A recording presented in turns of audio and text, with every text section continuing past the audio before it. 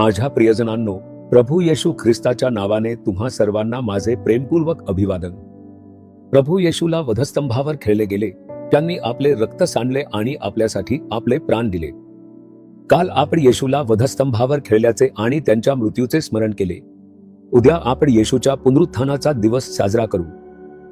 आज आपण वधस्तंभावर त्यांचे दुःख आणि मृत्यूनंतर येशूला दफन केल्याचे स्मरण करतो. येशूला वधस्तंभावर इतके दुःख का सहन करावे लागले? आता आपल्याला समजते हे आपल्यासाठी होते. पवित्र शास्त्रामध्ये 2 तिमोथी अध्याय 2 वचन 12 मध्ये म्हणते, जर आपण धीराने सोसतो तर त्याच्याबरोबर राज्यही करू. जर आपण ख्रिस्ती असू तर आपल्याला मोठ्या दुःखातून आणि संकटातून जावे लागेल. हे केवळ आपल्यातच नाही तर संपूर्ण जगात घडत आहे. ख्रिस्ती लोक खूप दुःख सहन करत आहेत. नायजेरियामध्ये दररोज ख्रिस्ती मारले जात आहेत.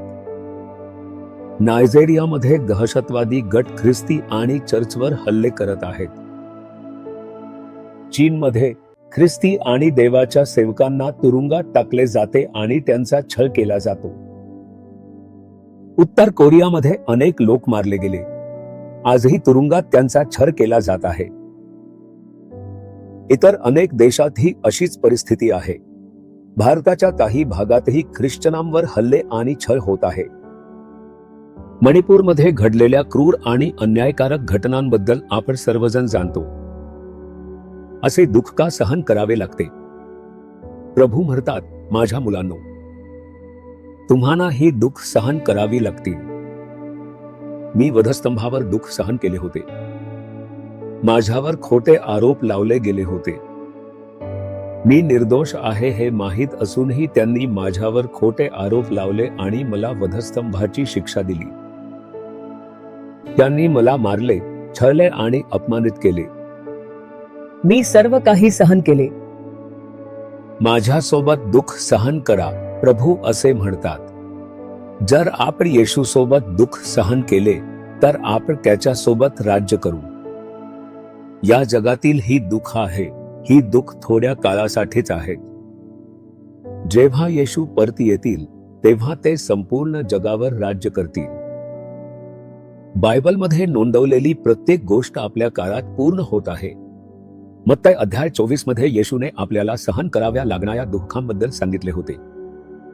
शेवटच्या दिवसात तुम्हाला क्लेश सहन करावा लागेल. तुम्हाला तुरुंगात टाकले जाईल. येशूने बायबलमध्ये याची भविष्यवाणी केली होती.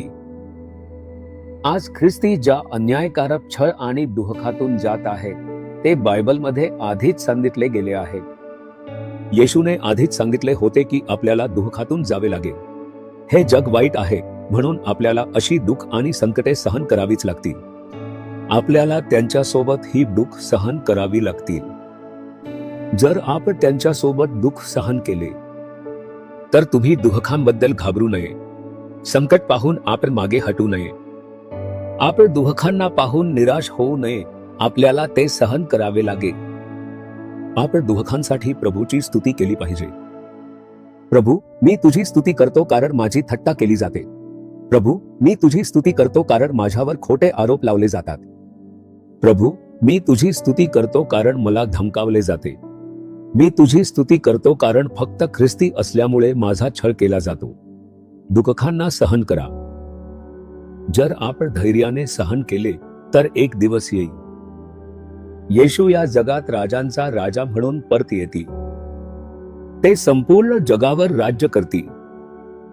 आपण त्यांच्यासोबत राज्य करू. हे ते वचन आहे जे प्रभूने आपल्याला दिले आहे. जर तुम्हाला त्यांच्यासोबत राज्य करायचे असेल तर तुम्हाला दुःखांना सहन करावे लागेल. मला दुःख आणि कष्ट सहन करायचे नाहीत. कोणीही माझ्याबद्दल वाईट बोलू नये. मला क्लेश नको आहेत. जर तुम्ही असे म्हणता तर तुम्हाला येशू सोबत राज्य करायचे नाही आणि तुम्ही या महान आशीर्वादाला नाकारता. निराश होऊ नका. आपल्याला दुःख होतात. आपण दुःखांना सहन करत त्यांच्या मागे चालले पाहिजे. आपण क्रूस उचलून त्यांच्या मागे चालले पाहिजे. ज्याला माझ्या मागे यायचे आहे त्याने आपला क्रूस उचलावा. क्रूस हे दुःखाचे चिन्ह आहे. थट्टा, लाज, खोटे आरोप आणि तिरस्कार आप क्रूस उचलून त्यांच्या मागे चालले पाहिजे. पण एक दिवस येईल जेव्हा तुम्ही त्यांच्यासोबत गौरवात राज्य कराल. त्या दिवशी तुमची थट्टा करणारे, अपमान करणारे आणि वाईट बोलणारे सर्वजण लज्जित होतील. शास्त्रानुसार थोड्या काळासाठी दुःख सहन केल्यानंतर देव तुम्हाला सिद्ध, स्थिर, मजबूत आणि प्रस्थापित करतील. संकटे थोड्या काळासाठीच असतात. धैर्याने सहन करा आणि येशूचे स्मरण करा. प्रभूची स्तुती करा की मी येशूसाठी हे दुःख सोसत आहे. तुमच्यासाठी एक मोठा आशीर्वाद राखून ठेवला आहे. आता म्हणा, हे प्रभू, दुःखांसाठी तुझे धन्यवाद. उपहास, लाज आणि कष्टांसाठी तुझे धन्यवाद. मी त्या दुःखांसाठी तुझी स्तुती करतो जे मला तुझ्या नावासाठी सहन करावे लागतात. माझा विश्वास आहे की एक दिवस मी तुझ्यासोबत राज्य करीन. येशूच्या नावाने आमेन, आमेन.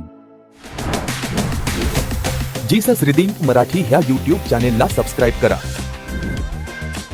सबस्क्राईब बटनावर क्लिक करा आणि बेल चिन्हावरही क्लिक करा.